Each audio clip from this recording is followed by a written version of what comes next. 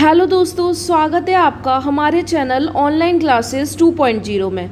और मैं अभिनीका UP triple SC exam के लिए हम लोग हिस्ट्री पढ़ रहे थे और आज हमें जो स्टार्ट करना था वो थी वैदिक सभ्यता।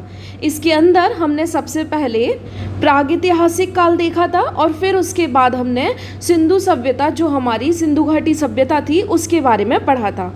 आज जो हमारा टॉपिक रहेगा वो रहेगा वैदिक सभ्यता। तो इससे हम पूरा जान लेते हैं इस वीडियो में। तो स्टार्ट करते हैं हम आज के टॉपिक को। देखो, इसमें सबसे पहले हमें क्या बता रखा है कि जो वैदिक काल था उसका विभाजन दो भागों में हो रखा है। ठीक है, मतलब इसको अच्छे से समझने के लिए हम इस वैदिक काल को दो भागों में बांट देते हैं। एक तो हम बोलते हैं ऋग वैदिक काल, जो 1500 से 1000 ईसा पूर्व तक था, और एक बोलते हैं उत्तर वैदिक काल, जो 1000 से 600 ईसा पूर्व था। दो भाग कौन से हैं? एक तो प्री ऋग वैदिक पीरियड और दूसरा पोस्ट वैदिक पीरियड। ठीक है, इसमें जो हमने देखा कि हमने एक, वैसे अगर हम टाइम पीरियड की बात करें तो इसका कुछ टाइम पीरियड 1500 से लेके टोटल 600 ईसा पूर्व तक है, मतलब कि BC तक है। ठीक है, लेकिन यहाँ पे जो हमारा मेन देखने को मिलता है 1000 ईसा पूर्व से इसका विभाजन देखने को मिलता है। तो ऐसा 1000 ईसा पूर्व में क्या हुआ था? इस टाइम पे याद रखें लोहे की खोज हुई थी और लोहा आया था, इसलिए इसको दो भागों में बांट दिया। वैदिक पीरियड का ऐसा काल जब लोहा नहीं आया है, उस पीरियड को हम प्री ऋग वैदिक पीरियड यानी 1500 से 1000 BC तक की बात करेंगे। और जब आयरन आ गई है, ठीक है, आयरन आ गया है, उसको हम पोस्ट वैदिक काल यानी 1000 से 600 BC के बारे में बात करेंगे। देन इसमें दे रखा है कि आर्य, जैसा कि हमको पता है हमारे देश में आर्य आए थे। ठीक है, तो वो सर्वप्रथम कहाँ पर आए? पंजाब एवं अफगानिस्तान में आकर बसे थे। मैक्स मूलर ने आर्यों का मूल निवास स्थान मध्य एशिया को बताया है। तो कभी पूछे कि किसने आर्यों का मूल निवास स्थान मध्य एशिया को बताया है, तो याद रखिएगा मैक्स मूलर ने। देन आर्यों द्वारा निर्मित सभ्यता वैदिक सभ्यता कहलाई। देखो, आर्यों ने जो सभ्यता, जैसे मैंने आपको सिंधु घाटी सभ्यता की बात करी थी, जो अलग अलग एरिया में बसी हुई थी, अलग अलग नदियों के किनारे। ठीक है, लेकिन जो लोग आर्य किसको कहा है? मैक्स मूलर ने कहा जो मध्य एशिया से लोग भारत में आए, अफगानिस्तान और पंजाब में आके बसे, उन्होंने जो बसावट करी और एक सभ्यता बनाई, उसी को हमने क्या नाम दिया? वैदिक सभ्यता। ये एक ग्रामीण सभ्यता थी। ठीक है, अब यहाँ याद रखें कि सिंधु घाटी सभ्यता कैसी थी? एक नगरीय व्यवस्था और सभ्यता थी, जबकि ये कैसी है? ग्रामीण, मतलब कि गांव जैसी। ठीक है, आर्यों की भाषा अगर कोई पूछ ले तो याद रखिए आर्य बहुत ही विद्वान थे और वो संस्कृत भाषा का यूज़ करते थे। ठीक है, तो यहाँ पे आपको 3-4 बात बताई हैं, उन्हें याद रखिएगा। आर्य शब्द भाषा समूह को इंगित करता है। अब देखते हैं, आर्यों के प्रशासनिक इकाई आरोही क्रम में इन 5 भागों में बटा था। सबसे पहले देखो, इनका जो एरिया था, जो सभ्यता थी, ग्रामीण सभ्यता, इनने कुछ भागों में बांट दिया था। कैसे? सबसे ऊपर जो होता था वो राष्ट्र हुआ करता था। ठीक है, राष्ट्र के अंदर क्या काम करता था? जन के अंदर विश्व के अंदर ग्राम हुआ करते थे, और ग्राम के अंदर कुल सबसे छोटी इकाई है। कुल के बाद लार्ज मतलब स्केल पे आएगा ग्राम। मतलब एक कुल होगा, कई कुलों से क्या बनेगा? एक ग्राम। कई ग्राम से विश्व बनते हैं और कई विश्व से जन बनेंगे और जन से एक राष्ट्र बन जाएगा। तो सबसे पहले अगर आपसे पूछ ले कि आर्यों की प्रशासनिक इकाई को कितने भागों में बांटा, तो याद रखें 5 भागों में। ठीक है, कुल क्या होता है? एक घर है ना पूरा, उसको हमने कुल बोल दिया। ऐसे ही कई सारे घर होंगे किसी गांव में, तो उसको हम ग्राम कह देंगे। कई सारे ग्रामों को हमने विश्व कह दिया, और विश्व किसके अंदर आएंगे? जन के अंदर, और एक जन मिलके क्या बनाएंगे? पूरा का पूरा राष्ट्र। तो ये 5 भागों को इस क्रम में याद रखिएगा, कभी कभी ये क्रम भी पूछ सकता है। उसके बाद दे रखा है ग्राम का मुखिया ग्रामीणी, विश्व का प्रधान विश्वपति एवं जन के शासक राजन कहलाते थे। अब देखो, अलग अलग लेवल पर क्या हुआ करते थे? उनके मुखिया हुआ करते थे। ठीक है, तो जैसे कुल का तो कौन हो जाएगा? जो मेन पिता या बूढ़े इंसान होते हैं वो हो जाएंगे। ऐसे ही ग्राम के कौन होंगे? जो सबसे बुजुर्ग व्यक्ति होंगे और सबसे अनुभवी इंसान होगा, वो ग्राम का मुखिया ग्रामीणी कहलाएगा। विश्व का प्रधान उसको इनने विशपति कह दिया है। साथ ही साथ जो जन का शासक होता है उसे राजन कह देते हैं। और राज्यों का अधिकारी में पुरोहित एवं सेनानी कौन हुआ करते थे, इस टाइम पे प्रमुख हुआ करते थे। वशिष्ठ जो लोग थे वो रूढ़िवादी एवं विश्वामित्र जो हुआ करते थे वो उदार पुरोहित हुआ करते थे। तो यहाँ पे दो चीज़ों की बताइए, जो वशिष्ठ हैं वो लोग रूढ़िवादी थे, तो जो हमारे वशिष्ठ हैं वो क्या हैं, रूढ़िवादी हैं, और जो विश्वामित्र हैं वो उदारवादी लोग थे। ठीक है, अब नेक्स्ट देखते हैं, सूत, रथकार व कमादी नामक अधिकारी रत्नी कहे जाते थे। तो इनको क्या कहा जाता है, रत्नी। याद रखें, ये पूछ ले कि रत्नी किन्हें कहा जाता है, तो सूत, रथकार और कमादी नामक अधिकारियों को रत्नी कहते हैं। इनकी संख्या राजा के साथ करीब 12 हुआ करती थी। मतलब जो राजा का एक जैसे मंत्रिमंडल हुआ करता था वो टोटल 12, और इनको हम रत्नी कहते थे। ठीक है, अब देखें यहाँ पे क्या दे रखा है। सबसे पहले पुरब। पुरब क्या है, दुर्गति, दुर्गपति। पुरब किसे कहते हैं, जो पूरे दुर्ग का, दुर्ग क्या होता है, किला, उसका पति होगा, उसे हम पुरब कहेंगे।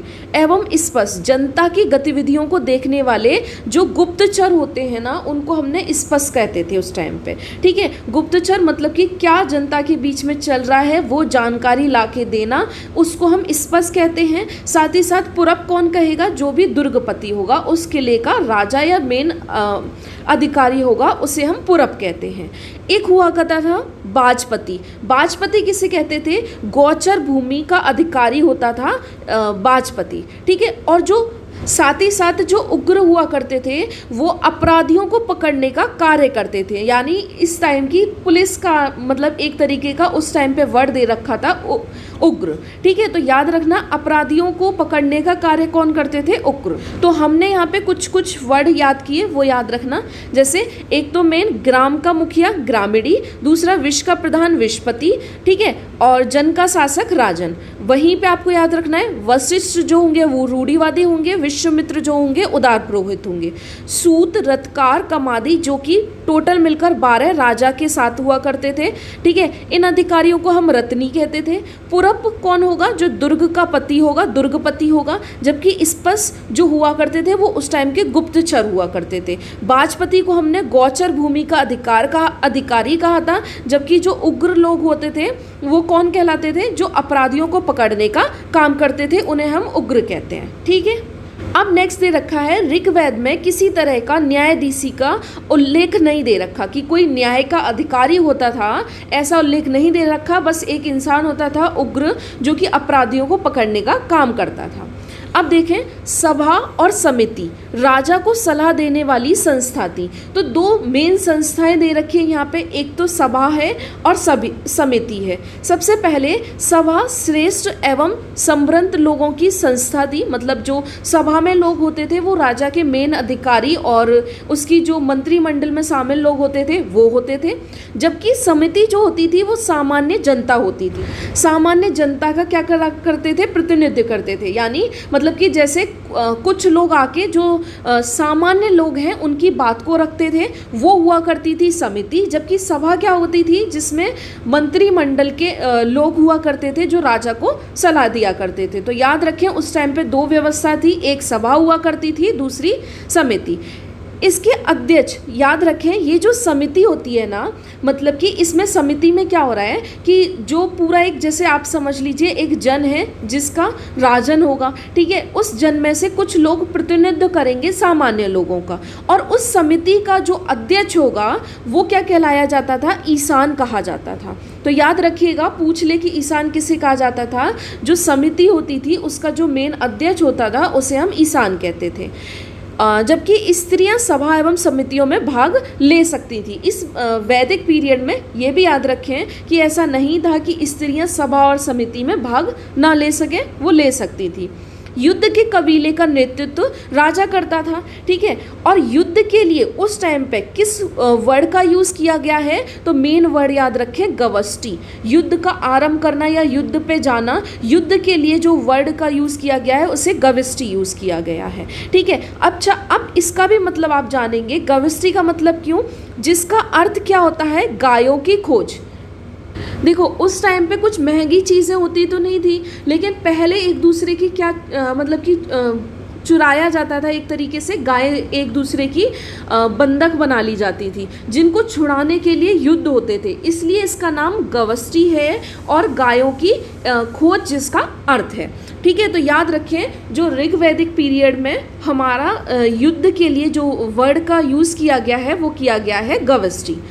नेक्स्ट दे रखा है दसराज युद्ध। दसराज युद्ध का उल्लेख ऋग्वेद के 7वें मंडल में है। ठीक है, हमने आपको ऋग्वेद बताया था जिसमें टोटल 10 मंडल थे, जिसमें से एक 7वां मंडल है जिसमें दसराज युद्ध का उल्लेख है। यह युद्ध परुशड़ी रावी नदी के तट पर सुदास एवं 10 जनों के बीच लड़ा गया था। तो देखो यहाँ पे आपको बता दूं, ये जो परुशड़ी नाम है ये पुराना रावी नदी का नाम है। ठीक है, इसके तट पर ये युद्ध लड़ा गया था उस टाइम का, जो कि सुदास एवं 10 जनों के बीच में लड़ा गया था, जिसमें सुदास विजय हुआ था।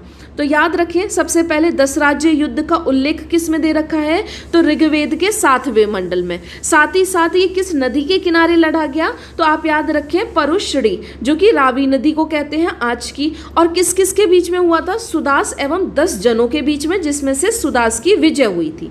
ठीक है, अब बात करते हैं हम इसमें, ऋग्वेद समाज 4 वर्णों में विभक्त हुआ था। आपको मैं बता दूं कि जो आर्य आए थे उन्होंने समाज को 4 वर्ण सिस्टम में विभक्त किया था, और ये जो ऋग्वेद पीरियड है ये किसका समाज है, आर्यों का, तो उनके द्वारा 4 वर्णों में इसे विभक्त किया गया। ये वर्ण कौन कौन से थे 4, एक तो ब्राह्मण, ठीक है, दूसरे क्षत्रिय, तीसरे वैश्य और शूद्र, है ना। अब यह विभाजन व्यवसाय पर आधारित था। सबसे पहले याद रखें यह विभाजन किस पे आधारित था, यह आधारित था व्यवसाय पे। देखो अभी यहाँ पे मैं आपको बता रही हूँ व्यवसाय पे, मतलब जो जिस तरह का काम कर रहा है उसके बेसिस पे उसको इन 4 वर्ड सिस्टमों में रख दिया है। ठीक है, अब यहाँ पे एक चीज़ दे रखी है साइड में, आपसे अगर पूछ रहे कोई कि उपनिषद जो होते हैं उनकी कुल संख्या कितनी है, तो याद रखें 108, जबकि महापुराणों की संख्या कितनी है, टोटल महापुराण जो है 18 हैं, और वेदांग की संख्या 6 है, जबकि मैंने आपको ये लास्ट वीडियोस में बताया था जो वेद हैं उनकी संख्या 4 है। ठीक है, वेदों को समझने के लिए वेदांग बने जिनकी संख्या 6 है, जबकि पुराण टोटल 18 हैं, और उपनिषद जो है उनकी कुल संख्या 108 है। ठीक है, अब देखें इसमें क्या दे रखा है, ये मैंने आपको बता दिया। अब मैंने आपको ये लास्ट वीडियो में 10वें मंडल के बारे में बताया था कि ऋग्वेद के 10वें मंडल में पुरुष सूक्त के चतुर्वर्णों का उल्लेख मिलता है। याद रखें यहाँ पे वर्णों का, चतुर्वर्णों का उल्लेख तो मिलता है, मतलब इस 4 वर्ड सिस्टम का उल्लेख तो मिलता है, लेकिन इनका कार्य क्या है यहाँ पे नहीं बता रखा है। देखो इसमें क्या कहा गया है कि ब्राह्मण परम पुरुष के मुख से है, मतलब कि याद रखें भगवान के मुख से जो निकला वो कौन कहलाएगा, ब्राह्मण। साथ ही साथ क्षत्रिय कौन कहलाएगा, जो भगवान की भुजाओं से निकला, ठीक है, उसको क्या कह दिया हमने, क्षत्रिय कर दिया। वैश्य जो उनकी जांघों से निकला, एवं शूद्र उनके पैरों से उत्पन्न हुए हैं। इस तरह आर्यों ने समाज को 4 वर्ड सिस्टम में बांट सकता था। अब मैंने आपको बताया था लास्ट में कि जो सिंधु घाटी सभ्यता थी वो कैसी थी, मात्र सत्तात्मक थी। ठीक है, जबकि मैं बात करूं आर्यों की, आर्यों के आने के बाद जो आर्यों का समाज था वो पितृ प्रधान था, यानी कि जो यहाँ पे पुरुष जो हुआ करते थे वो मेन फैमिली के प्रधान हुआ करते थे। जबकि वहीं हम बात करें सिंधु घाटी सभ्यता की, तो उसमें जो प्रधान होता था घर का वो कौन होता थी, माता हुआ करती थी। ठीक है, समाज की सबसे छोटी इकाई परिवार या कुल थी। तो सबसे पहले जैसे छोटी इकाई क्या काम करती थी, परिवार, फिर उसके बाद कुल, और कुल के बाद मैंने आपको बताए थे ग्राम हुआ करते थे, ग्राम के बाद विश्व हुआ करते थे, विश्व के बाद जन, और जन के बाद हमारे क्या हुआ करते थे, पूरे के पूरे राष्ट्र। जिसका मुखिया, जो परिवार या कुल हुआ करता था, जिसका मुखिया पिता होता था, अभी मैंने कहा पितृ प्रधान है, जिसे हम कुलप कहा जाता है। तो आपसे पूछ ले कुलप किसे कहते हैं, जो कुल का मेन प्रधान होगा या कुल का जो मेन इंसान होगा उसे हम कुलप कहेंगे। ठीक है, ये याद रखिएगा, और अंतर याद रखिएगा। दोनों को मैं बार बार इसलिए रिपीट कर रही हूँ, जो हमारा सिंधु घाटी सभ्यता है और साथ ही साथ जो हमारी हम इस समय वैदिक पीरियड पढ़ रहे हैं, इसमें अंतर क्या है हम इसको भी समझ रहे हैं। जैसे वो मातृ सत्तात्मक था, ये पितृ सत्तात्मक है, ठीक है। और इसमें जो अलग अलग 4 वर्ड सिस्टम दे रखा है, ऐसा वर्ड सिस्टम उसमें नहीं था। वो एक नगरीय व्यवस्था थी, जबकि ये एक ग्रामीण व्यवस्था है। स्त्रियां इस काल में अपने पति के साथ यज्ञ कार्य में भाग लेती थी। तो याद रखें, अभी जो स्त्रियां हैं वो यज्ञ कार्यों में भाग लेती थी। बाल विवाह एवं पर्दा प्रथा का कोई भी प्रचलन नहीं था। लेकिन जो हमने बात करी थी लास्ट वीडियो में, पर्दा प्रथा का प्रचलन हमें कहाँ देखने को मिलता है? सिंधु घाटी सभ्यता में। विधवा अपने मृतक पति के छोटे भाई देवर से विवाह कर सकती थी। स्त्रियां शिक्षा ग्रहण करती थी इस काल में। देखो बहुत सारी स्त्रियां हुई हैं। ऋग्वेद में लोपामुद्रा, घोषा, सिक्ता, आपला एवं विश्वास जैसी विदुषी स्त्रियों का भी वर्णन दे रखा है। साथ ही साथ जो गार्गी ने याज्ञवल्क्य को वाद विवाद को चुनौती दी थी, उसके बारे में भी इस पीरियड में दे रखा है। तो उस टाइम पे ऐसा नहीं है कि स्त्रियां शिक्षा ग्रहण नहीं करती थी। याद रखिएगा, जब हमारा ये पीरियड चल रहा था ऋग्वैदिक पीरियड, उस टाइम पे स्त्रियां शिक्षा ग्रहण करती थी, ठीक है। जीवन भर अविवाहित रहने वाली महिलाओं को आमजू कहते थे। याद रखें, कहीं कहीं इसको आमजू या फिर अमाजू कहा जाता है। तो दोनों वर्ड आ जाए तो आमजू या अमाजू क्या है आप याद रखें, ऐसी स्त्रियां जो जिंदगी भर अविवाहित रहती थी। नेक्स्ट हमारा दे रखा है, देखो जो वेद और वेदांग है ना, उनके पढ़ने वालों को हम अध्यापक को क्या कहते थे? उपाध्याय कहते थे। जो वेद और वेदांग पढ़ेंगे उनको हम उपाध्याय कहते थे। आर्यों का जो मुख्य पेय पदार्थ होता था वो क्या हुआ करता था उस टाइम का? सोमरस हुआ करता था, ठीक है। यह वनस्पति से बनाया जाता था, हमको पता है ये वनस्पति से ही बनाया जाता है सोमरस। देन यहाँ पे क्या दे रखा है? आर्य जो मुख्यतः 3 प्रकार के वस्त्रों का उपयोग करते थे, जिसमें एक था वास, दूसरा था अधिवास, तीसरा था हमारा उसडीस, ठीक है। इसमें अंदर पहनने वाले कपड़े को हम निवि कहा जाता था। अब देखिए यहाँ पे क्या बता रखा है, महर्षि कणाद को भारतीय परमाणुवाद का जनक कहा जाता है। तो आपसे पूछ ले जो हमारा परमाणुवाद है उसका जनक किसे कहा जाता है, तो आप याद रखें महर्षि कणाद को कहा जाता है।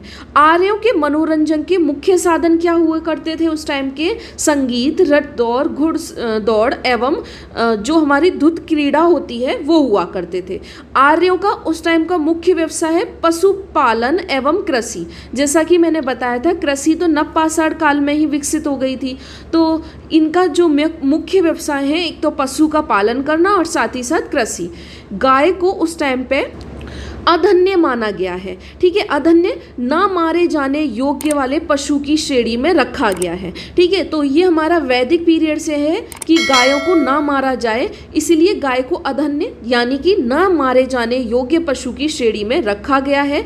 गाय की हत्या करने वाले या उसे घायल करने वाले के लिए वेदों में मृत्यु दंड अथवा देश से निकालने की व्यवस्था की बात भी की गई है। ये बात अभी आप याद रखिए। अगर पूछे कि आर्यों का प्रिय पशु कौन है, बात करें अगर प्रिय पशु की, तो याद रखें घोड़ा। जबकि सर्वाधिक प्रिय देवता कौन है? इंद्र, ठीक है। मैंने आपको बताया था कि जो हमारा ऋग्वेद में सबसे ज़्यादा जो सूक्तियाँ और जो हमारी श्लोक है वो किसको समर्पित है? इंद्र देवता को, ठीक है।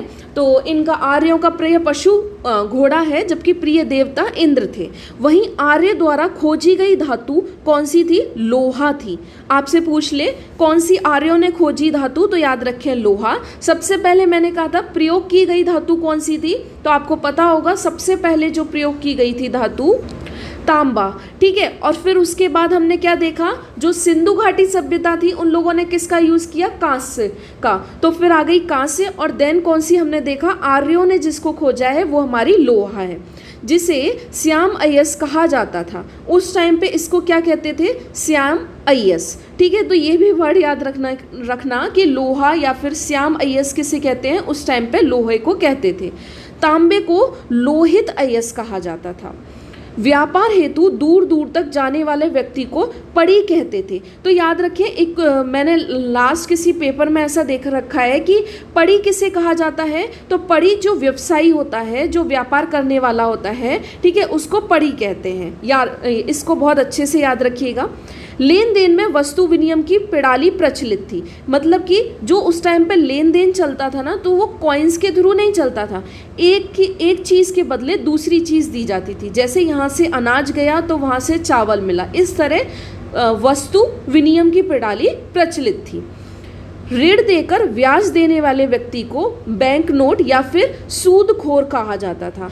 जो उस टाइम पे ऋण देता था और ब्याज लेने वाली व्यक्ति को बैंक नोट, सूदखोर कहा जाता था। नेक्स्ट देखिए, मनुष्य एवं देवता के बीच मध्यस्थता की भूमि निभाने वाला देवता, मतलब कि जो मनुष्य है और जो देवता है उसके बीच में कौन देवता के रूप में मेन मध्यस्थता करता था, वो हमारे अग्नि की पूजा की जाती थी। ठीक है, अग्नि को मध्यस्थता का मेन वो माना जाता था कि वही मनुष्य को देवता के बीच में, मतलब वहां तक पहुंचा सकती है। इसमें ये समझाया गया है। ऋग्वेद में उल्लेखित सभी नदियों में सरस्वती सबसे महत्वपूर्ण तथा पवित्र मानी गई है। अब आपसे पूछे कि ऋग्वेद में सबसे महत्वपूर्ण और सबसे पूजनीय नदी किसको माना गया है, तो याद रखिए सरस्वती को माना गया है।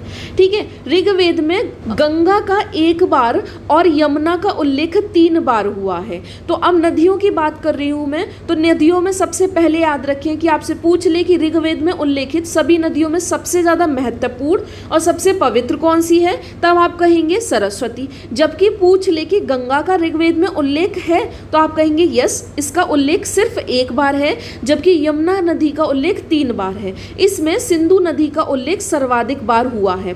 तो यहाँ से 2 इंपॉर्टेंट क्वेश्चन जो बनते हैं वो यही कि सबसे महत्वपूर्ण और पवित्र कौन सी नदी मानी गई है, तब आंसर आना चाहिए सरस्वती। अगर क्वेश्चन पूछे सर्वाधिक बार किस नदी का प्रयोग किया गया है, तो आप बोलेंगे सिंधु नदी का। ठीक है, अब इसके बाद हम ऋग्वैदिक कालीन नदियों की बात कर लेते हैं, जो नदियां दे रखी हैं और उस टाइम के जो उसके नाम थे, प्राचीन नाम और इस टाइम के जो नाम है आधुनिक नाम, उन पे एक नज़र डाल लेते हैं। सबसे पहले आपको बता दूं, एक नदी है कुब्र।